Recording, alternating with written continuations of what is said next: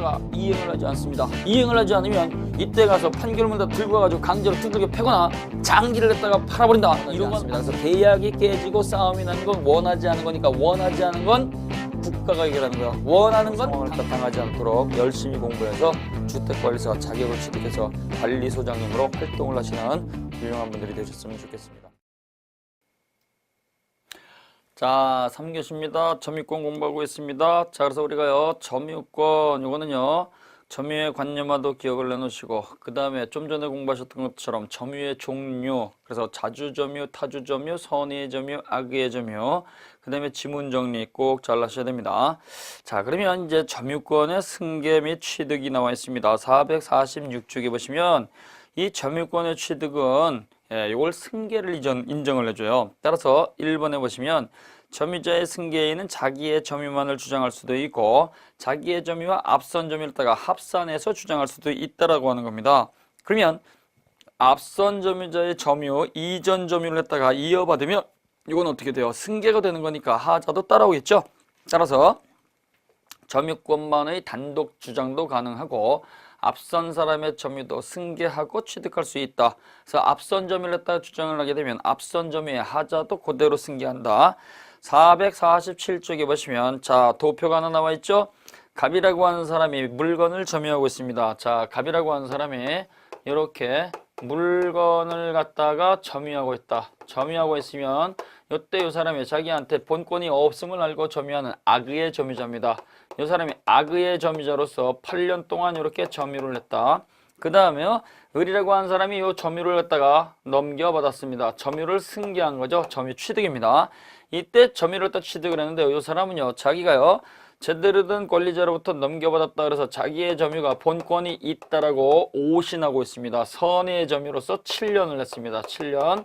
그리고 나서 이때 병이라고 하는 사람이 다시 점유를 했다가 취득, 승계를 했다가 해서 이때 이 사람도 자기의 점유가 본권이 있다라고 믿고 요걸 오신을 하고 5년 동안 점유를 했습니다. 그러면 이때 현재의 점유자 병이라고 하는 사람은요, 요 물건을 갖다가 점유해서 자신만의 점유를 갖다가 주장할 수 있어요. 자신만의 점유, 선의 점유 5년을 주장할 수 있죠. 근데요, 이 점유는 승계가 되니까요, 앞선 점유로서 7년, 요걸 갖다가 합산을 하게 되면 요거는 12년의 점유가 되죠. 이때 12년의 점유가 되는데요, 앞선 점유자의 점유는 선의니까 12년 선의 점유를 주장할 수가 있겠죠. 근데 이때 요 앞선 점유 8년이 있게 되면 어떻게 돼요? 요 8년은요, 합치면 20년 점유가 되겠죠. 20년 점유가 되는데요, 20년을 주장하게 되면 요 사람의 점유가 악의니까 이때는 악의의 20년입니다. 따라서 병은요, 선의 12년도 주장할 수가 있고 자신만의 5년 선의도 주장할 수 있고 20년 악의의 점유도 주장할 수가 있다라고 하는 겁니다. 자, 그래서 거기 도표에 나와 있죠. 그래서 점유권은 승계가 된다. 꼭 기억하셔야 돼요. 그 다음에 3번, 점유권은 혼동이나 소멸시에 의해서 소멸되지 않음이 가르쳐 놓으시고 이러한 직접 점유는요, 점유하고 있는 물건에 대해서 사실상 지배를 잃어버리게 되면 그때는 당연히 소멸하게 된다. 자, 그래서 이 점유권은요, 물권이지만 배타성이 없으니까 일물일권주의도 적용되지 않고 우선적 효력도 없다 그랬어요. 그 다음에요, 광업권이라든가 그 다음에요, 점유권은 혼동해서 소멸하지 않고 이러한 점유권은요, 사실상 지배 상태가 없으면 바로 소멸하기 때문에 소멸시효도 걸리지 않는다 그랬죠. 그 다음에 4번, 간접 점유는 직접 점유자가 점유를 상실하거나 점유 매개자의 역할을 그만둔 경우에는 당연히 소멸하게 된다. 그래서 점유 매개 관계가 사라졌다. 임대차 계약이 끝났다 그러면 그때는 임차인이 점유를 상실했으니까 임대인이 직접 점유로 바뀌겠죠. 그 다음에 점유권의 효력입니다. 자, 5번 이것도 별표 넣으시고요. 점유는 추정적 효력이 인정이 됩니다. 자, 그래서 점유는 추정적 효력이 인정이 되기 때문에 가지고 있으면 우리 법은 여러 가지를 인정을 해줍니다. 그래서 점유에 대한 추정적 효력이요. 갑이라고 한 사람이 카메라를 갖다가 현재 가지고 있다 그러면 요때 요 갑의 점유에 대해서는요, 소유의 의사가 있다는 자주 점유를 갖다가 추정을 해주고 제대로 갖고 있겠구나 적법 점유가 추정이 되고 그 다음에요, 평화로운 방법으로 평온하게 그 다음에요, 공연하게 그 다음에 선의로서 계속 가지고 있겠구나. 이것 전부 다 인정이 다 되는 거예요. 그래서 점유 가지고 있게 되면 점유하고 있는 동산에 관해서는요, 추정이 되는 거죠. 추정이라는 얘기는 인정된다는 얘기예요. 그래서 소유의 의사가 있어서 소유자 자주점유가 추정이 되고 적법 추정이 되고 평온, 공연, 선의, 계속 점유 전부 다 추정이 되는 거예요. 전부 다 인정이 되기 때문에 이런 것들은요, 요것을 부정하는 자가 전부 다 입증을 하는 거예요. 따라서 갑이 스스로 가지고 있으면서 이걸 갑이 입증할 책임이 없다라는 얘기예요.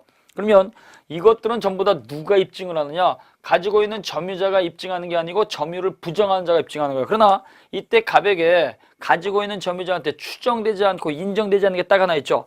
다 인정이 되고 추정이 되는데요. 무과실. 요 무과실이라고 하는 것은 절대로 추정되지 않습니다. 추정되지 않으니까 잘못이 없으면 점유자가 스스로 입증을 해야 된다는 거죠. 자, 그래서 거기 보시면 점유권의 효력 나와서 점유의 추정적 효력 요거 밑줄 그어놓으시고 점유의 추정에 관한 민법의 규정 1번 점유자는 소유의 의사로서 평온, 공연, 선의로 점유한 것이 인정이 되지만 무과실은 인정되지 않는다. 따라서 무과실은 점유자가 스스로 증명해야 된다. 그 다음에 2번도 역시 중요한 거죠. 선의의 점유자라고 하더라도 본권에 관한 소송에서 패소하게 되면 언제부터 악의자가 되느냐 말씀을 드렸죠. 소제기 시부터입니다. 소송이 제기된 때로부터 악의의 점유자로서 간주가 된다. 그래서 패소 판결 확정시가 아닙니다. 아주 많이 나오는 지문이니까 꼭 기억을 하셔야 돼요. 그래서 선의 점유자가 악의의 점유자로서 바뀌는 것은요. 패소 판결 확정시가 아니고 소제기 시부터이다. 그러나 자주 점유자가 타주 점유자로 바뀌는 것은요. 패소 판결 확정시에요. 법원의 판결에서 네 땅이 아니야 그러면 그때 비로소 내 게 아니구나 이렇게 하는 것이지 판결이 확정되기 전까지는 여전히 내 거일 거야 라고 믿고 있기 때문에 자주 점유에서 타주 점유로 바뀌는 것은 이거는 패소 판결 확정시다. 꼭 기억을 하셔야 돼요.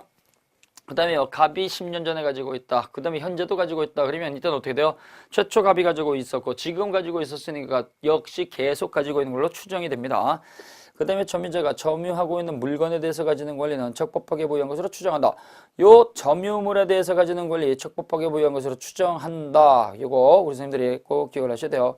자, 그 다음에 추정의 효과 이렇게 나와 있습니다. 점유 권리 추정력은 소유자와 그로부터 점유한 취득자에게는 추정을 원용하지 못한다. 그래서 권리 추정력은요. 소유자와 그로부터 취득한 자에게는 추정을 서로 원용하지 못한다. 그 다음에 추정은 점유자의 이익뿐만이 아니라 불이익을 위해서도 자, 이 추정은 뭐예요? 네가 가지고 있으니까 네가 소유자 맞아. 네가 소유자 맞으니까 세금 내. 불이익을 위해서 납세를 갖다가 인정할 수 있다는 얘기죠. 그래서 이익을 위해서 주장할 수도 있고 추정되고 불이익을 위해서도 추정이 된다는 얘기예요. 자, 그 다음에 추정의 효과는요. 점유자뿐만이 아니라 제3자도 원용할 수가 있다. 제3자 공무원이 주장할 수 있잖아요. 네가 가지고 있으니까 네가 소유자야. 그러니까 네가 세금 내. 그래서 제3자도 원용할 수가 있다. 자, 그 다음에 보시게 되면요. 굉장히 중요한 게 하나 나와 있습니다. 점유에서 거의 100% 나오는 것이 448쪽에 점유자와 회복자의 관계, 그 다음에 점유보호 청구권 6번과 7번입니다. 요거 별표 놓으시고. 그래서 이 점유와 관련해 가지고요. 지금 보시게 되면은 6번과 7번 이렇게 쭉 나와 있지만 1번부터 7번까지 보기 지문 5개를 넣다 그대로 하나씩 뽑아서 낼 수가 있습니다. 몇 페이지 안 되니까 잘 읽어 놓으시면 되는 거예요. 자, 그래서 점유자와 회복자의 관계입니다. 요거 100% 나온다고 보셔야 돼요. 점유자가 있고 점유자 이 사람은 가지고 있는 사람으로서 반환 의무자입니다. 그래서 점유자는 되돌려줄 의무가 있는 반환 의무자입니다. 반환 의무자. 그래서 되돌려줄 의무가 있는 사람이고요. 그 다음에 회복자가 있습니다. 회복자는 되찾아가는 사람이죠. 되찾아가는 사람. 그래서 되돌려주는 사람하고 되찾아가는 사람의 문제입니다. 자, 그래서 갑이라고 하는 사람이 건물을 갖다가 공사를 진행을 했어요. 기둥, 지붕, 벽 세 가지를 갖다 갖추게 되면 보존 등기와 상관이 없이 이 사람이 이 건물에 대해서 원시 취득한 겁니다. 원시 취득. 그래서 이 사람이 기둥, 지붕, 벽을 갖다가 완성을 시켰습니다.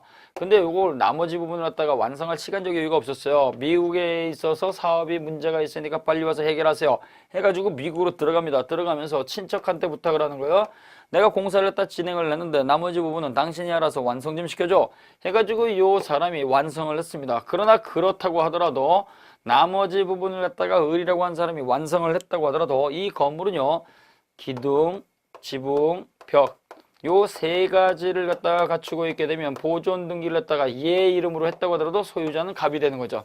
그래서 이 을이라고 하는 친척이 자기가 나머지를 갖다가 마무리했다고 해가지고 보존 등기를 자기 이름으로 해버렸습니다. 보존 등기. 이 보존 등기는 요거는 무효죠. 무효요. 따라서 이 사람이 등기했다고 하더라도 소유자는 갑이죠. 근데요, 얘가 등기를 갖고 있으니까 얘가 소유자로서 추정이 돼버립니다. 따라서 이때 병이라고 하는 요 사람이 얘가 소유자 맞겠지 해가지고 요 사람으로부터 매매를 했습니다. 매매를 해가지고 요 사람이 샀어요. 매수인이죠. 이 매수인은요. 자주점유가 추정이 된다 그랬죠. 왜? 소유의 의사를 갖고 있는 자주점유는요, 매수인이라든가 증여받은 수증자라든가 도둑놈이에요, 도둑놈.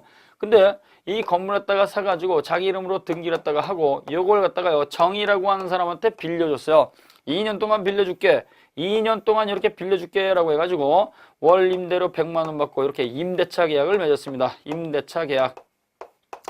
임대차 계약이 있으니까 점유 매개 관계죠. 따라서 요때 병이라고 한 사람은요, 간접 점유가 되는 것이고, 요때 정이라고 한 사람이 직접 점유자가 되는 거예요. 직접 점유자. 요 간접 점유자는 소유의 의사가 있으니까 자주 점유가 인정이 되는데요. 얘는 임차이니까 자기 게 아니라는 걸 월세 주니까 당연히 알고 있죠. 따라서 임차인은 타주 점유가 되는 거야. 타주 점유. 해가지고 이렇게 2년 동안 빌려주고 매달 임대료 100만 원씩 받아가지고 2년 동안 2,400만 원 이렇게 받아서 챙겼습니다. 챙겨놓고 그 다음에 이 사람을 갖다가 내보내고 이 건물을 손을 봤습니다. 이 건물을 갖다가 손을 보고 여기다가요 가스를 갖다가 시설을 하고 그 다음에 전기 시설도 바꾸고 해가지고 이렇게 필요비를 지출을 했습니다. 그리고 나서 자기가 직접 사용합니다. 자기가 직접 이 건물을 갖다가 이 사람이 직접 점유, 사용, 수익하고 있어요. 그래서 임차인 내보내고 자기 집 수리해가지고 자기가 쓰는 거죠. 해가지고 이렇게 2년 동안 이렇게 쓰고 있는데요. 4년쯤 돼가지고 갑이 귀국을 했습니다. 갑이 귀국을 해가지고 소송이 들어왔어요. 그것은 무효인 등기를 했다가 이유로 해가지고 당신이 매수했으니까 그 집은 내 겁니다. 내 거니까 되돌려줘. 반환 청구가 들어왔습니다. 그럼 이때 보존 등기가 있다고 하더라도 얘가 소유자가 아니죠. 그러니까 이 보존 등기는 원인 무효가 됐으니까 어떻게 돼요? 소송에서 패소하게 됐습니다. 패소하게 되면 요 병이라고 한 사람은 요 물건을 갖다 되돌려 줘야 되겠죠. 요 되돌려 주는 사람을 우리는 점유자 그러는 거예요. 점유자. 요 사람이 되돌려 주게 되면 어떤 문제가 생기느냐? 그러면 이때 되돌려 받는 사람은 어떤 걸 갖다 주장할 수 있냐? 요걸 갖다가 보셔야 돼요. 그래서 우리가 과실수취권이 있습니다. 자, 그래서 거기 1번에 보시면 과실수취권이 나와 있어요. 과실수취권. 요 과실수취권은요, 선의 점유자에게 인정이 되죠. 따라서 선의 점유자는 우리 법에 의해서 과실수취권이 인정이 되기 때문에 이 사람은 그 과실을 수취함으로써 회복자에 대해서 손해를 끼쳤다고 하더라도 손해배상할 책임도 없고 그 과실 자체를 반환해 줄 의무도 없습니다. 따라서 법정과실로서 임대료 받아서 챙긴 거 있죠. 이거 반환할 책임이 없습니다. 그 다음에 2년 동안 공짜로 썼죠. 이건 또 사용이익이죠. 사용이익도 역시 과실에 준해서 취급하기 때문에 반환해 줄 의무는 없습니다. 그러나 선의의 점유자로서 선의의 점유자는 이렇게 과실수취권이 이렇게 인정이 되는데요. 만약에 이 병이라고 한 요 사람이 악의의 점유자였다더라. 따라서 이 보존 등기가 무효고 원래의 소유자가 갑이라는 사실다가 알고 있는 악의의 점유자라고 한다면 요때는요. 과실 가진 거 있으면 그건 되돌려 줘야 되고 그 다음에요. 그 과실을 갖다가 잘못으로 인해서 수취하지 못했을 때 이건 또 되돌려 줘야 되겠죠. 따라서 거기 2번 별표해 놓으시고 악의의 점유자는 자기한테 본권이 없음을 알고 가지고 있는 자니까 가지고 있는 과실은 다시 반환을 해줘야 됩니다. 그러나 이미 소비했거나 써버린 거죠. 써버렸거나 잘못으로 인해서 받을 걸 못 받았을 때는 그래서 과실 잘못으로 인해서 훼손하거나 수취하지 못한 것은 당연히 그 대가를 보상해줘야 된다. 따라서 잘못이 없을 때는 대가 보상을 할 필요가 없어요. 과실로 인해서 그 법정과실이라든가 천연과실 갖다가 훼손을 하거나 수취하지 못했을 때 그래서 잘못으로 인해서 과실을 수취하지 못했을 때에는 보상을 해줘야 돼요. 그러나 잘못이 없이 수취하지 못했거나 훼손이 됐을 때에는 보상할 책임이 없습니다. 그래서 1번과 2번 별표해 놓으시고 꼭 기억을 하셔야 돼요. 그 다음에 점유물에 대한 멸실훼손에 대한 책임입니다. 멸실훼손은 구조를 변경한 거죠. 그래서 2년 동안 빌려주다가 요 물건에 대해서 가스를 했다가 또는 전기를 했다가 이렇게 시설을 한 거죠. 그러면 기존에 있던 물건을 갖다가 멸실 또는 바꿔버린 거예요. 자, 이랬을 때 요 멸실 또는 훼손에 대한 책임은요. 자, 1번에 보시면 선의 점유이면서 자주 점유자 가르쳐 놓으세요. 선의 점유죠. 그래서 선의 점유로서 자기한테 소유권이 있다라고 오신하는 거니까 선의 점유로서 자기가 소유권 있는 자주점이죠. 그래서 선의 자주점일 때는요. 현존 이익범에서 있는 그대로 되돌려주면 됩니다. 따라서 요 건물을 갖다 이렇게 2년 동안 빌려주고 나서 자기가 거실을 구조를 갖다 바꿨다든가 또는 방해 구조를 갖다 바꿨다든가 또는 이렇게 비용을 갖다가 들였다든가 이게 있으면요. 있는 그대로 되돌려주면 된다는 얘기가 원상복구할 필요가 없다는 얘기가 선의 자주점일 때. 그러나 악의의 점유자라든가 선의 타주점이라고 했을 때는 그때는 멸실훼손 책임이 있습니다. 악의의 점유자라고 한다면 다시 원상복구 해줘야 되는 거고요. 그 다음에 선의 점유자로서 타주점이라고 하더라도 즉 임차인은 요 임대인이 소유권이 있다고 믿었다고 하더라도 얘는 타주점이니까 선의 타주점이잖아요. 다시 원상태로 회복을 시켜줘야 되는 겁니다. 자, 그래서 거기 보시면 2번에 보시면 악의 점유자와 선의 점유이면서 타주점인 경우에는 손해액 전부를 배상해야 된다. 악의 점유자는요, 병이라고 하는 사람이 처음부터 자신한테 본권이 없음을 알고 있었을 때고요. 그 다음에 선의 타주점인은 임차인을 말하는 거죠. 임차인은 자기 게 아니죠. 그러니까 임대인을 소유자라고 믿었다고 하더라도 임차인은 자기 물건이 아니니까 이것을 갖다가 멋대로 멸실훼손을 하게 되면 그 손해액 전부를 배상을 해야 됩니다. 그래서 뜯어 고쳐서 멸실훼손을 갖다가 했다. 그러면 이때 선의 자주 점유자는요, 잘못이 없으니까 있는 그대로 현존이익 반환하면 되는 것이고요. 악의 점유이면서 선의 타주 점유일 때는요, 손해액 전부를 갖다가 보상해야 된다. 자, 그 다음에 거기 3번에 보시면 비용상환 청구권 나와 있습니다. 이 비용상환 청구권은요, 그 보존을 위해서 있는 그것을 갖다가 유지하기 위해서 지출한 보존 비용으로서 필요비가 있거나 그 다음에 경제적 가치를 갖다가 증가시켜서 현존이익이 있었을 때 유익비를 청구할 수 있는데요. 이거는 선악을 불문하고 이것을 청구할 수 있다는 거 꼭 기억을 하셔야 됩니다. 따라서 병이라고 하는 사람이 이 건물을 갖다가 이걸 보존 비용을 다 지출해서 필요비가 발생이 됐다. 그래서 가스 전기를 시설을 했다. 그러면 어떻게 돼요? 가스 전기 시설은요, 이 사람이 비용 들여가지고 갑이라고 하는 회복자가 불로소득하는 거니까 되돌려 줘야 되겠죠. 그 다음에 이거 가치 증가가 돼가지고 이 가치가 현재 존재하게 되면은 그때는 유익비가 발생할 수 있습니다. 그래서 가스 전기를 다 시설을 해가지고 공사는 2천만 원인데요. 전체 매매 가격에, 건물 매매 가격에 5천만 원 이렇게 하게 되면 들어간 비용은 2천만 원이고 그 매매 가격은 5천만 원이 늘어났죠. 그럼 이때 늘어난 걸 갖다가 우리는 가액이 증가하면 유익비라는 말을 쓰고 가액이 현존하지 않으면 유익비는 없습니다. 그래서 그 가액이 현존하게 되면 유익비가 발생을 하고 그 다음에 시설 비용, 요거는 필요비죠. 그러면 이때 회복자가 선택을 하는 거예요. 2천만 원을 딱 선택할 수 있고 5천만 원 선택할 수 있는데 바보가 아닌 이상 2천만 원 선택을 하겠죠. 그래서 유익비를 갖다가 선택을 하게 되면 어떻게 돼요? 요거는 금액이 너무 큰 거니까 큰 것은요, 일시불로 지급하지 못해서 법원 판사한테 가가지고 판사님 죄송한데 이걸 갖다가 기간을 갖다가 허용을 해주시면 분할 납부하겠습니다. 상환기간의 허여를 청구할 수가 있다라는 거죠. 자, 그래서 거기 보시게 되면 자, 1번 점유자, 반환 의무자죠. 선의 악의 소유의 의사가 있느냐 없냐, 즉 선의 점이냐 아니면 악의 점이냐, 자주점이냐 타주점이냐 불문하고 필요비의 상환을 청구할 수가 있다. 그때 필요비를 갖다가 보존 비용이라고 그랬습니다. 그래서 전기라든가 수도라든가 가스라든가 시설하는 건데요. 이때 필요비는요, 청구하는 것이 원칙인데 이때 점유자가요, 별도의 과실을 갖다가 수취를 하게 되면 통상 필요비는 청구할 수가 없습니다. 그래서 이때 병이라고 하는 사람이 임대료를 갖다가 이렇게 과실로 수취를 했고 그 다음에 사용이 공짜로 사용한 이익이 있을 때는요, 이때는 필요비 상환을 청구하지 못한다. 통상 필요비죠. 통상 필요비는요, 매년 똑같이 반복되는 게 통상 필요비인데요, 특별 필요비는 청구할 수 있어요. 특별 필요비는 뭐냐, 천재지변, 태풍, 홍수에 의해 가지고 멸실이 됐을 때 설치한 거죠. 그래서 그 점유자가 과실을 수취한 경우 가르쳐 놓으시고 통상의 필요비 가르쳐 놓으세요. 통상의 필요비 매년 반복되는 건 청구할 수가 없는데요. 매년 반복되는 게 아니고 특별 손해가 있을 때, 그래서 태풍이라든가 홍수와 같은 특별 필요비는 인정이 된다. 그 다음에 2번 점유물을 개량하기 위해서 지출된 금액 기타 유익비에 관해서 유익비 가르쳐 놓으시고 계량 동그라미에서요, 그 가액의 증가가 현존한 경우, 가액의 증가가 현존했을 때, 그래서 눈에 띄게 그 매매 가격 전체가 상승이 됐을 때, 그때는 회복자의 선택에 따라서 회복자의 선택 밑줄, 반환 의무자인 점유자의 선택이 아니고요, 되찾아가는 사람의 선택이죠. 이때 갑이라고 하는 사람은요, 당연히 필요비하고 유익비가 발생이 돼버리면 자기한테 유리한 걸 선택하는 거예요. 그래서 이때는요, 필요비를 선택할 수도 있고 유익비를 선택할 수 있는데요, 유익비를 갖다가 회복자가 선택했을 때에는 법원이 그 상환 기간을 허여할 수가 있습니다. 자, 그 다음에 점유보호 청구권입니다. 이거는 물권 총론에서 이미 한번 봤던 거죠. 점유보호 청구권은요, 점유하고 있기 때문에 물권적 청구권으로서 반환 청구, 방해 제거 청구, 예방 청구할 수 있는 거예요. 자, 그래서 거기 보시게 되면 점유물 반환 청구권 이렇게 나와 있습니다. 1번 별표 넣으시고, 점유물 반환 청구권은 침탈자의 특별 승계인에 대해서는 승계인이 악의인 경우에 한해서 행사할 수가 있다. 따라서 선의일 때에는 청구하지 못하는 거예요. 갑이라고 하는 사람이 노트북을 갖고 있는데 도둑놈이 이걸 훔쳐갔습니다. 또는 강도가 와서 빼앗아갔습니다. 침탈이 있는 거죠.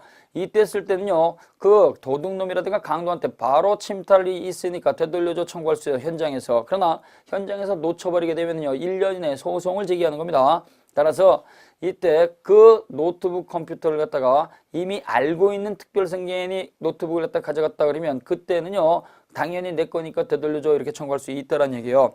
이때 청구권 행사는요 침탈을 당한 날로부터 1년 이내에 반드시 소송을 내야 됩니다. 따라서 1년이 지나가 버리게 되면 이때는요 요 소송을 할 수가 없어요. 그러면 소유자가 그 노트북 컴퓨터를 갖다가 강도한테 뺏겼는데도 불구하고 1년이 지나면 못 찾아온다. 이건 좀 이상하죠. 그랬을 때는 소유권에 기초한 소송을 따로 할 수 있다는 얘기예요. 따로. 그래서 본권에 관한 소송하고 점유권에 관한 소송은 전혀 별개이기 때문에 서로 영향을 받지 않습니다.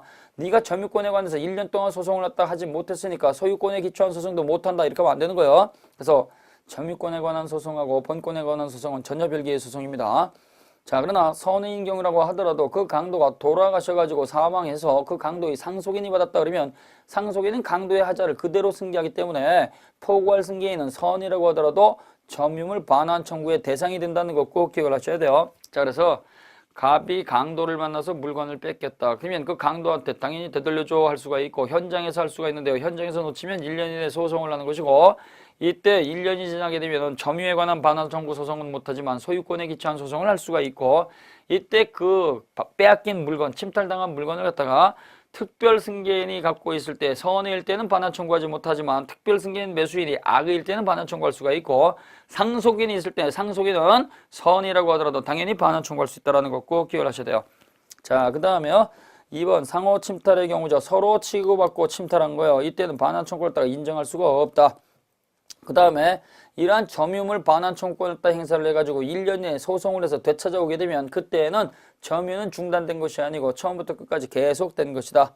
그 다음에 점유물 방해 제거 청구권입니다. 점유하고 있는 물건의 일부를 사용하지 못하는 거죠. 따라서 일부를 갖다가 치워줘라고 하는 거예요. 따라서 이때 반환 청구하고 방해 제거 청구권은요 동시에 두 개 다 할 수 있어요. 니 거 그거 방해가 있으니까 치워줘 동시에 물어내까지 할 수 있다는 얘기죠. 그래서 반환 청구하고 방해 제거 청구는요 동시에 손해배상도 청구할 수가 있어요. 자, 그래서 거기 보시게 되면 1번 점유자가 점유의 방해를 받았을 때에는 방해의 제거 및 손해배상을 청구할 수 있다. 그런데 청구권은 방해가 종료하는 1년 이내에 행사해야 된다. 여기 청구권은요 방해 제거 청구권이 아니고 물어내라고 하는 거죠. 방해가 종료하게 되면 방해 치워줘라는 말을 할 필요가 없잖아요. 따라서 청구권은요 손해배상 청구권을 말하는 거예요. 그래서 이것도 역시 1년이다. 그 다음에요 449쪽에 보시면 자 2번이죠. 공사로 인해서 점유의 방해를 받은 경우 자 공사입니다. 공사가 있어서 방해가 있었을 때는요 공사 착수 1년이 경과하거나 공사가 완공이 됐을 때는 방해 제거를 청구하지 못한다. 따라서 경계선 부근을 침범을 했다. 또 내가 점유하고 있는 물건을 방해를 했다. 그럼 어떻게 돼요? 공사로 인해서 방해받았을 때는요 요 공사가요 완공이 돼버리면 더 이상 방해 제거를 청구하지 못하고 공사가 진행이 되고 완공되지 않았다고 하더라도 1년이 경과하면 그때는 게을러 터진 인간이 되니까 1년 동안 뭐 했어 해가지고 법원에 1년이 경과하게 되면 점유 방해 제거 청구는 인정하지 않습니다. 자, 그래서 반환 청구 되돌려줘 그 다음에 방해 제거 요 방해 치워줘라고 하는 것은요 1년이라는 기간이 있는 거예요. 근데요 방해의 우려가 있는 경우가 있죠.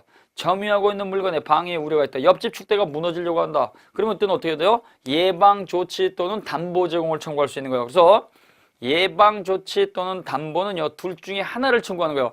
방해의 예방이 있다는 얘기는 지금 현재 방해가 저질러진 것은 아니니까 손해 자체가 발생한 것은 아닙니다. 따라서 이때 방해 예방 조치 또는 담보 제공 둘 중에 하나를 청구하는 것이지 방해 예방 조치 및 그 다음에 담보 제공 동시에 청구하는 것은 허용되지 않습니다. 자, 그래서 거기에 반환 청구하고 방해 제거는요 방해 제거 및 손해배상 청구 반환 청구 및 손해배상 두 개를 동시에 할 수 있는데 예방 청구는요 예방 조치 또는 담보 제공 그래서 또는이라는 거 항상 기억을 하셔야 돼요. 잘 냅니다. 자, 그래서 거기에 나와 있죠. 점유자가 점유의 방해를 받을 염려가 있을 때에는 그 방해의 예방 또는 동그라미 넣으시고 둘 중에 하나죠. 또 점유에 관한 소송하고 본권에 관한 소송입니다. 자, 그래서 소유자가 강도를 만나서 물건을 뺏겼을 때는 그 물건 침탈이 있으니까 되돌려받을 수 있어요. 그러나 선의 특별승계인한테는 반환 청구하지 못하고 악의의 특별승계인한테는 반환 청구할 수 있고 포괄 승계인으로서 상속인은 선이라고도 반환 청구할 수 있죠. 강도를 만나서 물건을 뺏기게 되면 현장에서 즉시 추적을 해가지고 요걸 갖다가 되찾아올 수 있습니다. 요걸 자력구제권 그러잖아요. 자력 탈환을 갖다 이렇게 할 수가 있는데요. 현장에서 놓쳤다 그러면 그때는 자력구제권 행사하지 못하고 반드시 1년 이내에 소송을 제기를 해야 돼요. 1년이 지나면 소송 못하죠. 그럼 이때 1년이 지나서 소송을 못하게 되면 그때는 점유물 보호청권 주장할 수가 없어요. 그러면 그때는 점유권을 주장하지 못하고 소유권에 기초한 소송을 하는 거예요. 소유권은 항구적, 영구적 권리가 되니까. 따라서 점유권에 기인한 소송하고 본권에 기인한 소송은 전혀 별개의 소송이니까 서로 영향받지 않습니다. 그 다음에 점유자의 자력구제권 인정이 되죠. 점유자의 자력구제권은요, 이거는 두 가지가 인정이 됩니다. 자력방위권하고 자력탈환권입니다. 빼앗기지 않기 위해서 방어하는 게 자력방위권이고, 탈환권은 현장에서 따라가서 찾아올 수 있는 거죠. 자, 그러나 점유보조자하고 직접 점유자가 있는데요. 자, 점유보조자하고 점원이죠. 그 다음에 직접 점유자는 자력구제권이 인정이 되지만, 간접 점유자는요, 예, 집주인 임대인과 동일한 사람이니까 임대인이 그걸 갖다 죽치고 지킬 필요는 없다 그랬죠. 따라서 자력구제권은 현장에 있는 직접 점유자고 점유보조자에게만 인정이 되고, 현장이 없는 간접 점유자는 자력구제권 인정되지 않는다. 꼭 기억을 하셔야 돼요. 준점유는요, 물건 이외의 권리를 점유하고 있는 겁니다. 뜻만 알시면 되겠죠. 자, 그래서 점유권에 관해서는 크게 논점이 되는 거 7가지를 갖다가 정리를 잘 하셔야 돼요. 그래서 점유보호 청구권이라든가, 그 다음에 점유자와 회복자의 관계, 그 다음에 점유의 종류 태양, 그 다음에요, 예, 관념적 점유로서 직접 점유자라든가, 그 다음에 간접 점유자라든가, 그 다음에요, 예, 또 뭐가 있어요? 점유보조자. 요거 우리가 잘 정리를 하셔야 됩니다. 자, 그 다음에 보시게 되면 제2장 소유권 이렇게 나와 있습니다. 소유권도 범위는 엄청 많은데요. 보통 한 문제가 나옵니다. 그러나 여기는 워낙 나올 게 많기 때문에요. 출제자가 마음이 바뀌어가지고 소유권에서 2문제도 낼 수가 있습니다. 자, 그래서 어찌됐든 간에 소유권 정리를 잘 하셔야 돼요. 양이 되게 많죠. 자, 소유권 1번입니다. 자, 소유권은 어떠한 성질을 갖느냐. 소유권, 자, 반거로 1번에 보시면 물건 동그라미 넣으시고 전면적 포괄적인 지배권이다. 따라서 소유권이라고 하는 것은요, 사용, 수익, 처분 3가지를 다 할 수 있는 거죠. 그래서 3가지 권능을 갖다가 전부 다 행사할 수 있으니까 포괄적 지배권이라는 말을 씁니다. 자, 점유권은 현재 사실상 지배를 갖다가 말하는데, 소유권은 관념적 지배죠. 그래서 소유권이 현재 바로 지배해야지만 소유권이 인정되는 것은 아닙니다. 우리 선생님들이 아파트를 갖다 가지고 있다 그러면 아파트는 등기부상에 표시가 되어 있기만 하면 되는 것이고, 다른 사람한테 빌려줘서 그 사람이 점유하고 있어도 그 소유권은 내 거죠. 따라서 소유권이라고 하는 것은 관념적 권리에 해당이 되지만, 점유권이라고 하는 것은요, 직접적 지배권이라는 거 항상 기억을 하셔야 돼요. 만약에 소유권은요, 현재 가지고 있을 때만 소유권이 인정된다 그러면 우리 선생님들께서는 아파트도 들고 다녀야 되고 자동차도 들고 다녀야 된다는 이상한 논리가 돼버립니다. 그래서 소유권은 생각만 가지고도 인정이 된다. 자, 그 다음에요, 거기 2번 소유권의 객체는 물건입니다. 물건만 소유권의 대상이 되기 때문에 권리는 소유권의 대상이 될 수가 없습니다. 그 다음에 소유권의 특징 나와 있습니다. 전면성이죠. 전면성이니까 뭐요? 사용, 수익, 처분 3가지 권능을 전체를 다 사용할 수 있습니다. 다 주장할 수 있어요. 관념성이니까 직접 지배하지 않고 생각만 가지고도 소유권이 인정이 되는 거죠. 그 다음에 혼일성이라고 하는 것은 여러 가지 권능이 섞여져 있는 거죠. 따라서 이때 소유권을 갖고 있으면요, 자기가 방치할 수도 있고, 자기가 직접 쓸 수도 있고, 다른 사람한테 빌려줄 수도 있고, 여러 가지를 다 섞어서 쓸 수 있다는 얘기예요. 자, 그러면 이때 소유권은 탄력성이 인정이 됩니다. 자, 갑이라고 하는 사람이 토지를 갖다가 소유하고 있는데요, 임대차 계약을 떠서 빌려줬다 그러면 임대차 계약이 끝나게 되면 다시 완벽한 소유권으로 되돌아오죠. 또 갑이라고 하는 사람이 토지를 갖고 있다가 지상권 설정해 주게 되면 지상권이 소멸하게 되면 다시 완벽한 소유권으로 되돌아오죠. 그래서 소유권은 탄력성이 있다는 얘기예요. 그 다음에 이 소유권은요, 시간적 제한을 받지 않습니다. 따라서 갑이라고 하는 사람이 소유권 갖고 있게 되면요, 그 소유권은 영원히 존재하는 겁니다. 따라서 갑이 등기부상에 토지를 갖다가 소유하고 있다, 30년 동안 전혀 관리하지 않는다, 그래도 여전히 갑의 소유자가 되는 거죠. 갑의 소유권. 따라서 항구성이 있다. 그 다음에 대물적 지배성이라고 하는 게 있습니다. 갑이 토지를 갖고 있다 그러면 직접 그 물건을 갖다가, 그 토지를 갖다가 건축할 수도 있고, 그 다음에 그 수목을 갖다가 심을 수도 있고, 경작 재배할 수도 있고, 모든 걸 갖다가 직접 쓸 수 있으니까 직접 지배성을 대상으로 한다. 뜻만 알고 계시면 됩니다. 자, 그 다음에요, 소유권의 내용과 제한 이렇게 나와 있습니다. 소유권은 무제한으로 인정되는 것 아닙니다. 소유권도 역시 공공복리라든가 신성실의 원칙, 권리남용 금지의 원칙 제한을 받기 때문에 정당한 이익 범위 내에서 소유권을 주장할 수 있습니다.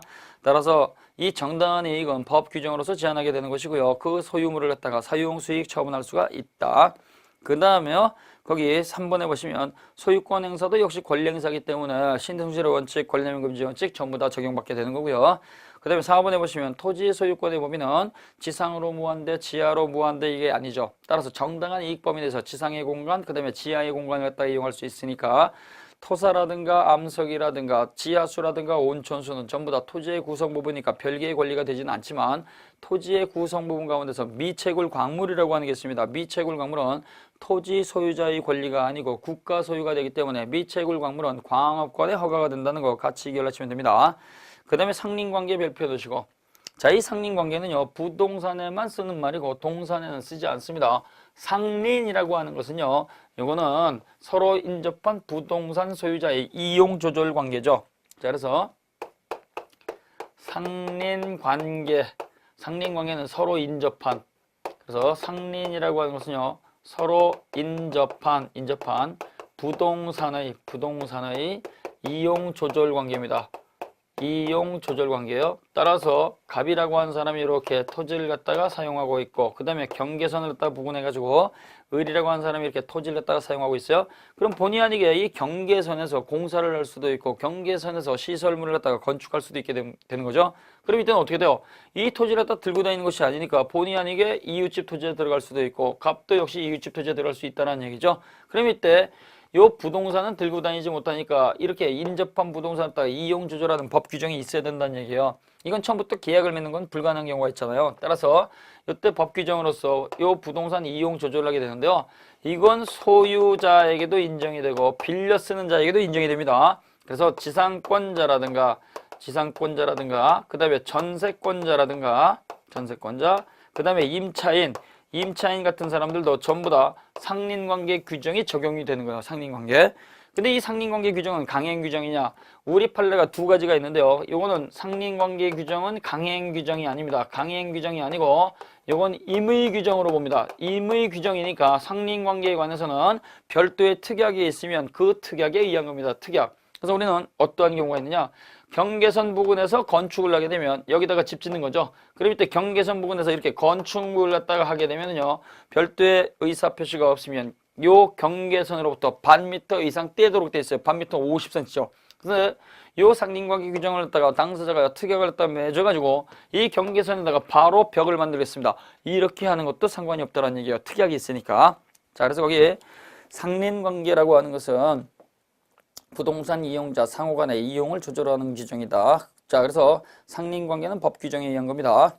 자, 거기 보시게 되면 1번 보세요. 도표 밑에 상린관계에 관한 규정은 부동산 이용을 목적으로 하는 것이니까 소유자뿐만이 아니라 빌려 쓰는 사람한테도 모두 준용이 된다. 2번에 보시면 상린관계에 관한 규정의 성격에 관해서는 임의 규정으로 본다. 자, 그 다음에요, 우리가 이 건물 구분 소유권이라고 하는 게 민법에 있는데요, 이 조문은 지금 안 씁니다. 왜냐하면 민법을 갖다가 만들었을 때는요, 아파트라든가 고층 건물이 없었으니까 2층짜리라든가 3층짜리 요걸 갖다가 전제로 만든 거예요. 그래서 지금은 집합 건물 소유 및 관리에 관한 법률이 따로 특별법으로 있기 때문에 집합 건물 관리 및 소유에 관한 법률 요걸 갖다가 쓴다는 얘기예요.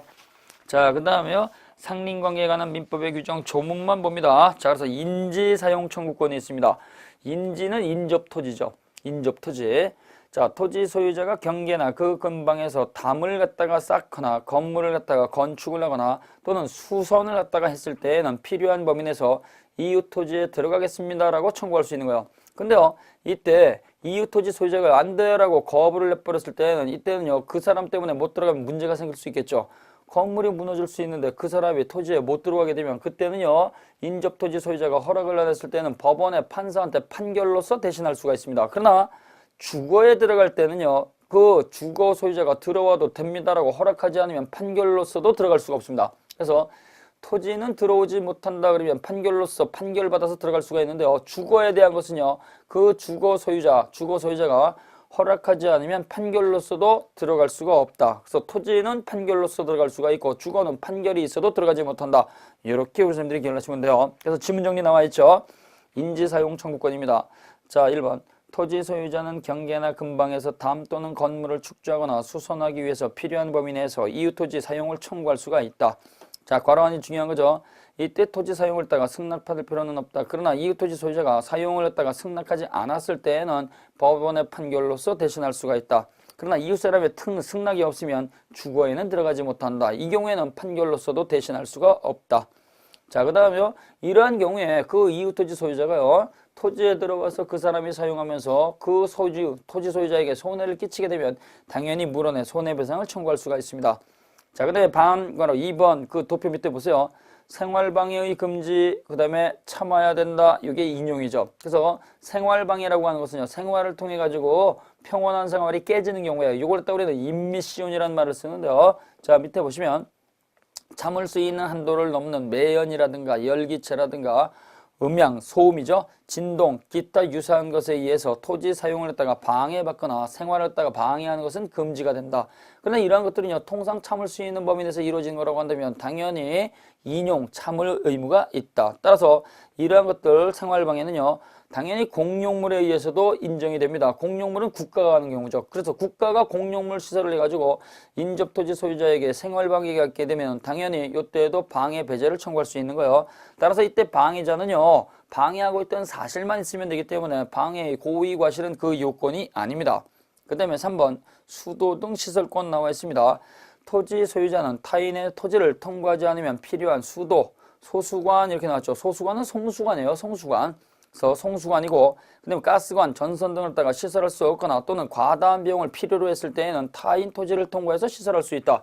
뭐 쉬운 거죠. 갑이라고 하는 사람이 이렇게 토지를 갖고 있고, 그 다음에요, 이 토지를 갖다가 을이 이렇게 인접하고 있는데요. 여기서 이렇게 시설이 돼가지고 수도관을 갖다가 매설을 한다거나 전선을 갖다가 매설을 한다거나 그러면 이걸 삥 돌아가게 되면 너무 지나치게 과도한 비용이 들어가니까 이때는 인접 토지를 갖다가 통과해서 시설할 수 있다는 얘기죠. 자, 그래서 이렇게 통과해서 시설을 할 수 있다. 자, 이걸 갖다가 우리는 통과 시설권이라는 말을 씁니다. 그래서 지문 정리했다가 보시는데요. 자, 1번 보세요. 토지 소유자는 타인 토지를 통과하지 아니하면 필요한 수도라든가 송수관이라든가 가스관이라든가 전선 등을 시설할 수 없거나 삥 돌아서 가게 되면 지나치게 과다한 비용을 필요로 했을 때에는 그 타인의 토지를 통과해서 시설할 수가 있다. 그러나 이때 그 토지를 통과한다고 하더라도 그 토지 소유자에게 지나치게 손해를 했다가 강요하면 안 된다는 거죠. 따라서 이때는요, 그 시설 통과지에 가장 손해가 적은 장소와 방법을 선택해서 시설할 것이고, 타 토지 소유자의 요청에 의해서 손해를 보상해야 된다. 당신이 내 토지 지하를 갖다가 송수관이라든가 수도라든가 가스관 설치해서 나한테 피해가 있으니까 물어내세요. 손해배상을 청구하게 되면 당연히 손해배상을 해야 된다는 얘기죠. 그 다음에 2번 시설을 갖다가 한 후 사정 변경이 있을 때 타 토지 소유자는 그 시설의 변경을 청구할 수가 있다. 그래서 당신이 내 토지 지하에다가 수도관, 송수관, 가스, 전선 등을 갖다가 시설을 했는데 내가 이것을 다 사용을 해야 되니까 요거 구조 좀 변경해 주세요. 그래서 그 통로를 갖다가 변경 청구할 수 있는 거예요. 이때 시설 변경의 비용은 토지 소유자, 토지 소유자는 뭐요? 통과 시설을 한 자, 타 토지 소유자가 하는 게 아니에요. 따라서 요 시설을 갖다 이렇게 했는데 이 사람이 여기 지하 공간을 갖다 이용한다 그러면 어떻게 돼요? 이걸 갖다가 내가 요걸 사용할 수 있도록 요거 변경해 주세요. 얘가 청구할 수가 있죠. 얘를 타 토지 소유자 그러는 거예요. 타 토지 소유자. 그 다음에 얘를 갖다가 뭐라 그래요? 자기 소유 토지니까 얘를 토지 소유자 이렇게 하는 거죠. 따라서 타 토지 소유자가 그 시설을 갖다가 구조 또는 경로를 갖다가 변경을 청구하게 되면 요 토지 소유자는 자기 시설이니까 자기 돈 가지고 변경을 해야 된다는 얘기죠. 이 사람이 비용 부담하는 게 아니에요. 이 사람이에요. 그래서 타 토지 소유자가 누구고 토지 소유자가 누구냐? 요거 구별해 놓으시고, 따라서 토지 소유자인 통과 시설을 갖다가 한 사람이 그 경비를 갖다가 부담하게 된다. 그 다음에 중요한 게 나와 있습니다. 상린관계에서 제일 중요한 것이 바로 주의토지 통행권입니다. 주의토지 통행권 요거 별표 3개 해놓으시고, 자, 이 주의토지 통행권은요, 이거는 통로가 없거나 통로 개설에 막대한 비용이 들거나 기존에 통로가 있다고 하더라도 통로로서의 그 기능을 갖다가 하지 못했을 때죠. 그래서 이런 경우입니다. 사방이 맹지로 쌓여 있는 경우를 예를 들게요. 사방이 맹지로 쌓여 있는, 사방이 토지로 쌓여 있는 맹지죠. 자, 그래서 갑이라고 하는 사람이 이렇게 토지를 갖다 갖고 있어요. 토지를 갖고 있는데 한쪽이 이쪽이 하천입니다. 하천이고요. 이때 갑이라고 하는 사람이 이렇게 토지를 갖다 갖고 있고, 그 다음에요, 여기 을이라고 하는 사람이 토지를 갖고 있습니다. 근데 이 을의 토지는 이렇게 을 토지가 되어 있고, 여기 병의 토지로 이렇게 되어 있습니다. 그 다음에 여기가 다시 정의 토지가 되어 있는 거예요. 정. 그럼 본의 아니게 이쪽에서는 물이 흘러가가지고 이렇게 물 하천, 이쪽에서는 길이 없는 거예요. 길이. 물이 흘러가니까. 그러면 이 을이라고 하는 사람은요, 주변에 있는 다른 토지를 갖다가 밟지 않고는 자기 땅에 들어갈 수가 없어요. 해가지고 여기가 공로입니다. 그래서 공개된 통로로서 이렇게 여기가 공로로서 사람들이 다니는 길인데요. 이 토지를 갖다가 밟을 수밖에 없고 이 토지를 갖다가 밟을 수밖에 없고 이 토지를 갖다가 밟지 않고는 자기 땅으로 들어갈 수가 없어요. 따라서 이때 공로로 접하는 통행로가 없거나 그 다음에 있다고 하더라도 기능을 하지 못하거나 또는 이걸 갖다가 개설을 할 때 다른 쪽으로 빙 돌아가게 되면 막대한 비용이 들 때는요, 이때는 이쪽으로 통로를 갖다가 내겠습니다 라고 통로를 갖다가 낼 수 있는 게 바로 주의토지 통행권이에요. 이게 주의토지 통행권입니다. 그래서 거기 주의토지 통행권이라고 하는 것은요, 어떠한 요건에 의해서 개설이 되느냐. 그래서 거기 보시면 자, 어느 토지와 공로와의 사이에 토지의 용도에 필요한 통로가 없는 경우 가르쳐 놓으시고, 따라서 이웃 토지를 통행할 수가 있고 필요한 경우에는 스스로 통로를 개설할 수 있습니다. 이때 통로 개설은요, 이 사람이 스스로 개설을 하는 거예요. 여기 담장을 갖다 치워버리고 그 다음에 나무를 갖다 제거를 하고 그 다음에 또랑이 있다고 한다면 그 또랑도 메울 수 있다는 얘기예요. 따라서 스스로 통로를 개설할 수도 있다. 이 경우에 통로를 갖다 개설하게 되는 요 주의토지 통행권자는요, 이 통로를 갖다 개설을 하면서 요 병이라고 하는 요 사람에 대해서 그 손해가 가장 적은 방법과 장소를 선택을 해야 돼요. 따라서 통행이라든가 통로 개설로 인해서 요 병이라고 하는 통행지 소유자죠. 예, 주의토지 소유자, 요 토지 소유자에게 손해를 가했다고 한다면 당연히 배상할 책임이 있다라고 하는 거죠. 지문 정리, 요거 별표해 놓으시고 반드시 정리하셔야 됩니다. 자, 주의토지 통행권. 자, 1번이죠. 주의토지 통행권을 갖다가 개설하기 위한 요건입니다. 통로가 없거나 또 통로 개설에 비용이 많이 들거나 그 다음에 기존에 통로가 있다고 하더라도 기능을 하지 못했을 때 개설할 수 있습니다. 따라서 이 세 가지 요건 가운데 하나를 충족시켜야 돼요. 통로가 없거나 그 다음에 과다한 비용이 들거나 그 다음에요, 통로가 있다고 하더라도 제대로 기능하지 못했을 때. 그러나 2번, 기존 통로가 있는데도 불구하고 이쪽으로 다니는 것이 훨씬 편리하니까 이쪽으로 다니겠습니다. 이건 안 된다는 얘기죠. 이미 통로가 개설이 되어 있는데요, 그 통로를 다니는 것이 불편해가지고 이쪽으로 다니겠습니다. 이건 말이 안 된다는 겁니다. 자, 그 다음에 3번, 개설지 통행지 소유자의 승낙을 받을 필요가 없다. 예, 승낙받을 필요가 없어요. 승낙받지 않고 개설할 수가 있습니다. 이 경우에 손해가 가장 적은 장소의 방법을 선택하고 손해가 있으면 통행권자인 을이라고 하는 사람이 통행지 소유자 병에게 손해를 갖다가 보상해야 된다. 그 다음에 4번, 통행권자 을이죠. 통행지에 대해서 적극적으로 통로를 개설할 수 있습니다. 자기 땅 들락날락하는 것도 열받아 죽겠는데 이 사람이 들락날락할 수 있도록 이 사람이 개설할 의무가 있는 것은 아닙니다. 이 사람이 개설을 했다가 하는 것을 갖다가 참을 수 있는 인용 의무가 있는 것이지 병이라고 하는 주의토지 소유자가 적극적으로 개설할 의무는 없어요. 그러나 이 사람이 개설을 한 것을 갖다가 열받는다고 해가지고 담장을 쌓아버리거나 다니지 못하도록 막아버리게 되면은 그때는 스스로 철거해주고 손해 물어줘야 된다는 거 꼭 기억을 하셔야 돼요. 자, 그래서 여기 보시게 되면 통행권자는 통행지에 대해서 적극적으로 통로 개설할 권리가 있다. 따라서 돌계단을 만들 수도 있고 그 다음에 또랑이 있게 되면 그 또랑을 갖다가 메워서 제거할 수도 있고 그 다음에 잡목이 우거져 있다 그러면 그 잡목, 수목도 제거할 수 있어요. 이 권리가 있고 통행지 소유자가 적극적으로 스스로 통로 개설할 의무는 없다. 단지 참을 의무가 있다. 그러나 통행지 소유자가 주의토지 통행권에 의한 통행에 방해가 되는 담장 또는 축조물을 갖다가 설치했을 때, 그래서 을이라고 한 사람이 통로 개설해서 들락날락하니까 자기 땅을 갖다 들락날락한다고 열받아가지고 이걸 갖다가 막아버렸을 때는 그때는 당연히 철거 의무를 부담하게 된다. 그 다음에 5번, 주의토지 통행권은 인접한 토지의 상호 이용의 조절에 기초한 권리로서 토지의 소유자 또는 지상권자, 전세권자, 토지 사용권을 가진 자에게도 인정이 되는 거예요. 자, 그래서 이 토지를 갖다가 이용한 사람이 소유자일 수도 있고 지상권자라든가 전세권자, 토지를 갖다가 이용하는 사람도 상관이 없어요. 그러나 명의신탁을 갖다가 한 사람 있죠. 명의신탁자. 그래서 요 을이라고 하는 사람한테 A라고 하는 사람이 네 이름 빌려서 토지를 갖다가 갖고 있자라고 한 사람은 이 사람은 지금 현재 이름을 빌려서 을이 갖고 있는 거니까 명의신탁자는 주의토지 통행권이 없습니다. 이거 잘 기억을 해놓으셔야 돼요. 명의신탁자는 요 사람한테 이름을 빌려서 재산을 갖다가 맡겨놓은 사람이니까 명의신탁자한테는 주의토지 통행권 주장하지 못한다. 그 다음 6번입니다. 통행권의 범위죠. 통행권의 범위. 이건 현재의 이용 상황을 갖다 고려하는 것이 장래의 이용 상황을 고려하지 않습니다. 내가 이 토지를 갖고 있는데 6개월 있다가 공동주택, 아파트를 갖다가 건축할 예정이니까 이걸 갖다가 팔고 도로를 갖다가 뚫어주세요. 이렇게 하는 건 아니란 얘기죠. 또 법상으로서의 권리가 아니고 지금 현재 단순히 들락날락할 수 있는 권리이기 때문에 인도를 갖다가 만들거나 아니면 우마차가 다닐 수 있거나 이런 걸로 하는 것이지 뭐 8차선을 갖다가 뚫어주세요. 이런 건 아니란 얘기예요. 따라서 현재의 토지의 이용법에 따른 이용 범위에서 인정할 수 있는 것이지 장래의 이용 상황까지 미리 대비해서 정할 것은 아니다. 따라서 법으로서 정해져 있는 건축법상 도로의 폭등에 관해서 제한 규정이 있다고 하더라도 그것과 똑같은 통행권이 인정되는 것은 아니다. 그 다음 7번. 일단 주의토지 통행권이 발생이 됐습니다. 그러나 그렇다고 하더라도 그 토지에 접하는 공로가 새롭게 개설이 됐다 그러면 기존의 주의토지 통행권은 소멸하는 거예요. 또 기존의 통로가 다시 재기능을 했다 그러면 역시 통행권은 소멸하게 되는 거죠. 따라서 그 토지에 접하는 공개된 도로가 개설됨으로써 주의토지 통행권을 인정할 필요성이 없어졌을 때에는 그 주의토지 통행권은 소멸하게 된다. 그 다음에 8번 상린관계로 인한 통행권을 가지고 있는 사람은 그 통행권의 범위 내에서 토지를 사용하는 것이지 그 통행지 소유자에게 네 땅에서 나가! 라고 하는 배타적 권리는 주장할 수가 없어요. 그래서 타인 소유 토지를 갖다가 이렇게 통행권을 갖다가 이용할 따름이지 이걸 배타성을 갖다 주장을 해가지고 내가 이 토지에다가 통로 만들었으니까 너는 네 땅에서 나가! 이렇게 배제할 권리는 주장하지 못합니다. 자, 그 다음에 손해배상 청구의 상대방입니다. 자, 통행권자를 대상으로 물어내야 하는 거죠. 요때 요 병이라고 하는 주의토지 소유자는요, 이 사람이 들락날락하면서 손해가 발생을 하게 되면 요 사람한테 당연히 물어내 청구할 수 있는 거예요. 손해가 있을 때에는. 근데 이때 사실상 통행한 사람이 있습니다. 친척들이 와가지고 오래간만에 찾아왔습니다. 들어가는 경우 친구가 찾아와서 들어가겠습니다. 그러면 이때 사실상 통행한 사람은 통행권자가 아니죠.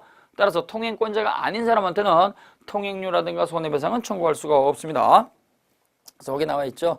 따라서 통행지 소유자는 통행권자의 허락을 얻어서 사실상 통행하고 있는 친척들이라든가 그 다음에 친구들한테는 그 손해보상을 청구할 수가 없다. 그 다음에 10번 중요한 게 나와 있습니다. 무상주의 토지 통행권입니다. 자, 이거 이제 어떤 경우냐. 여기 이렇게 하천이 있어요. 여기 이렇게 물이 흘러가고 그 다음에 여기 이렇게 토지가 있습니다. 자, 토지. 갑의 소유 토지가 있고요. 그 다음에 을 소유 토지가 있고 병 소유 토지가 있습니다. 이렇게 전부 다 이렇게 토지가 있고 여기가 공개된 도로 공로입니다. 공개된 도로 공로가 있어가지고 이때는요 갑의 토지도 공개된 도로와 접하고 있고 을도 접하고 있고 병도 접하고 있죠. 근데요 이때 이 을이 이 토지를 갖다가 분할을 냈습니다. 필지 분할을 해가지고 요때 A라고 하는 땅하고 B라고 하는 땅을 갖다가 만들어 놓고 이때 을이 요 토지를 갖고 있고 그 다음에 여기 정이라고 하는 사람이 요 토지를 승계를 한 거예요. 요 토지. 그러면 필지 분할로 인해 가지고 이 공로가 있었던 땅이 공로가 없는 땅으로 바뀌어 버렸죠. 이랬을 때에는 무상주의 토지 통행권이 인정이 된다는 얘기예요. 무상주의 토지 통행권. 자, 그래서 분할이라든가 일부 양도로 인해서 공로에 통하지 못하는 토지가 있을 때에는 그 공로에 통하지 못하는 토지 소유자는 공로에 출입하기 위해서 다른 분할자 또는 양수인의 토지를 통행할 수가 있고 이때는 무상주의 토지 통행권입니다. 그러나 이렇게 최초에 필지 분할이 됐거나 일부 요걸 갖다가 양도를 했을 때 최초 취득한 사람은 당연히 공짜로 이렇게 통행로를 갖다가 개설할 수가 있어요. 근데 문제는 이걸 갖다가 다시 정이라고 하는 사람이 매매를 해가지고 무라고 하는 사람 특별 승계인이 이렇게 취득하게 되면 요 사람은 요 주의토지 통행권을 대가를 지불하고 이용을 해야 되는 것이지 이걸 갖다가 무상으로 이용할 수 없다는 게 판례의 태도입니다. 그래서 우리 선생님들 요거 꼭 기억하셔야 돼요. 그래서 필지 분할이라든가 일부 양도를 통해 가지고 맹지가 발생이 됐을 때는 최초 취득한 사람은 당연히 보상 의무가 없으니까 무상으로 들락날락할 수가 있는데요. 그것을 갖다가 알고 매수한 자는요. 이때는 대가를 보상해야 되는 겁니다. 따라서 이 경우 무상주의 토지 통행권은 토지의 직접 분할자 또는 직접 일부 양도의 당사자 사이에서만 적용이 되고 이걸 갖다가 다시 매수한 특정 승계인에 대해서는 인정되지 않는다. 자, 그래서 제가 출제위원은 아니지만 주의토지 통행권은 상린관계에 관해서는 굉장히 중요한 판례가 많습니다. 그래서 이걸 갖다 우리 선생님들이 잘 기억을 해놓으시고 이게 금년도에 1순위 이렇게 나올 수가 있어요. 점유취득시효는 워낙 중요해서 지금 계속 나왔기 때문에 주의토지 통행권 잘 정리하셔야 됩니다. 자, 그 다음에 보시게 되면요. 물에 대한 상린관계가 나와 있습니다. 물을 갖다 끌어다 쓰는 거죠. 자, 그래서 배수에 관한 상린관계입니다. 자연적으로 흘러오는 배수, 자연적으로 물이 흘러오는 거죠. 토지 소유자는 이웃 토지로부터 자연적으로 흘러오는 물은 막지 못한다. 막아버리게 되면 하류에 있는 사람이 이용하지 못할 수가 있어요. 그 다음에 인공적 배수죠. 물을 인공적 시설에 의해서 타인의 토지에다가 버리는 것은 원칙적으로 금지가 된다. 따라서 내 집에서 떨어지는 첨화물을 갖다가 타인 소유 토지에다가 멋대로 떨어뜨리면 안 되기 때문에 적절한 배수 시설을 해야 돼요. 그 다음에 남는 물이 있죠. 남는 물을 갖다가 제공해 주세요. 여수급여 청구권입니다. 토지 소유자는요, 그 집안 목적 가용으로 사용을 하거나 토지 이용에 필요한 물을 갖다가 얻기 곤란했을 때에는 이웃 토지 소유자한테 적절한 보상을 하고 그 토지 소유자의 남는 물을 끌어다 쓸 수 있습니다. 그 다음에 6번 경계에 관한 상린관계. 이것도 간혹 질문으로 나옵니다. 자, 경계표 담의 설치권입니다. 경계표라든가 담을 갖다가 설치하는데요. 자, 인접해서 토지를 소유한 자는 공동비용으로 쳐놓으시고 경계표나 담을 설치할 수 있다. 따라서 이때는 쌍방이 절반에서 부담하게 됩니다. 갑이라고 하는 사람하고 을이라고 하는 사람이 이렇게 경계를 갖다 같이 해가지고 이렇게 토지를 갖다 갖고 있다. 그러면 여기다가 우리가 담장을 쌓읍시다. 그럼 이건 어떻게 돼요? 공용되는 거잖아요. 공유가 되기 때문에요. 요때는 별도의 특약이 없으면 요때는 요 공유 담장을 갖다 쌓을 때는 쌍방이 똑같이 2분의 1씩 절반 부담하는 거예요. 절반 부담한다. 자, 그러나 이때 측량비용은요, 큰 토지가 있고 작은 토지가 있으니까 측량비용은요, 쌍방이 절반에서 부담하는 게 아닙니다. 측량비용은요, 그 면적의 비례로 부담하는 거예요. 면적의 비례. 자, 그 다음에 경계표에 설치된 거, 그래서 경계에 설치된 경계표 담, 국어는 도랑을 말하는 거예요. 이건 공유로 추정하기 때문에 이건 공유물 분할 청구할 수가 없습니다. 공유물 분할 청구 못한다. 그 다음에 경계를 넘은 나무가지가 있고 나무 뿌리가 있습니다. 경계를 넘은 나무가지는요, 당신의 나무가 담장을 넘어왔으니까 그 나무까지 잘라주세요 청구를 하고 그 청구에 응하지 않으면 그때 자를 수 있습니다. 그러나 요 목근 나무 뿌리가 있죠. 나무 뿌리가 담장 밑으로 들어왔을 때는 청구할 필요가 없이 바로 잘라버릴 수 있습니다. 나무 뿌리가 경계를 침범해서 담장 밑으로 들어가면 담장 축대가 무너질 수 있습니다. 그래서 이때 나무 뿌리가 경계를 침범을 했을 때는 잘라달라고 청구할 필요가 없이 바로 제거할 수가 있는데요. 나뭇가지가 담장을 넘어왔을 때는 이때는 그 나뭇가지에 천연과실이 매달려 있을 수 있으니까 이때는 제거 청구하고 난 다음에 제거할 수 있는 거예요. 자, 그 다음에요. 경계선 부분에 공작물 설치에 관한 상리관계 나와 있습니다. 건물에 대한 거리 제한이 있습니다. 건물을 갖다가 축조함에 있을 때는 특별한 관습이 없으면 경계선으로부터 50cm 띄어야 됩니다. 반 미터 이상의 거리를 두어야 된다. 따라서 이때는요, 거리를 두지 않고 건물을 갖다 건축한 자에 대해서는 변경 또는 철거를 청구할 수가 있는데 1년이 경과했거나 완공이 됐을 때에는 그러한 권리를 주장하지 못합니다. 손해배상만 청구할 수 있습니다. 그 다음에 관망이죠. 그래서 이웃집에서 건축을 해가지고 내 집안을 갖다가 전부 다 들여다본다 그러면 이건 찝찝하잖아요. 따라서 이때는요, 경계로부터 2m 거리 이내에서 이웃주택의 내부를 갖다가 전부 다 살펴볼 수 있거나 또는 창이나 마루를 갖다가 설치했을 때는요, 당연히 쳐다보지 못하도록 적당한 차면 시설을 해야 된다. 그 다음에 455쪽 건물 이외의 공작물에 대한 거리 제한이 있습니다. 우물을 파거나 그 다음에요, 더러운 물건을 갖다가 저장하는 지하시설을 했을 때 이때는요 2m를 떼어야 돼요. 2m. 그래서 이때 지저분한 걸 갖다가 하게 되면 당연히 2m를 떼어야 된다. 그 다음에요, 저수지라든가 국어 지하실 공사는 깊이의 반 이상의 거리를 둬야 돼요. 따라서 지하실 깊이가 2m다 그러면 1m 요걸 띄워야 되겠죠. 만약에 지하실 깊이가 4m다 그러면 경계로부터 2m 이렇게 띄워야 돼요. 만약에 그걸 갖다가 바짝 붙여서 하게 되면 이쪽 건물이라든가 이쪽 토지가 이게 무너질 염려가 있으니까 깊이의 반을 띄워야 된다. 같이 해결하셔야 돼요. 더러운 건 2m고요. 그 다음에 이걸 갖다가 더러운 게 아닌 걸 팔 때는 깊이의 반을 갖다가 떼어야 된다. 그 다음에요, 이러한 공사를 딱 하게 되면 터파기를 딱 하기 때문에 당연히 그 집안 붕괴 우려이 있으니까 적절한 보강 조치를 해야 된다. 이 정도만 보시면 되겠죠. 그래서 주의토지 통일권 꼭 기울여놓으시고요. 경계표를 또 설치했을 때는 쌍방 절반씩 부담하지만 측량비용은 면적의 비율이다. 이때 경계표라든가 그 담장이라든가 이건 공유가 되는 것이고 이건 공유물 문할 청구권 주장하지 못한다. 같이 기억하시면 됩니다. 건축을 하게 되면 반 미터 띄워야 되는 것이고 그 다음에 지하시설을 딱 했을 때는 거리의 반을 띄워야 되고 더러운 걸 갖다가 설치하게 되면 그 경계로부터 2m를 갖다가 띄는 것이다. 이 정도 기억하시면 되는 거죠. 잠깐 쉬었다가 소유권 취득의 방법을 보도록 하겠습니다. 잠깐 쉬었다 뵙겠습니다.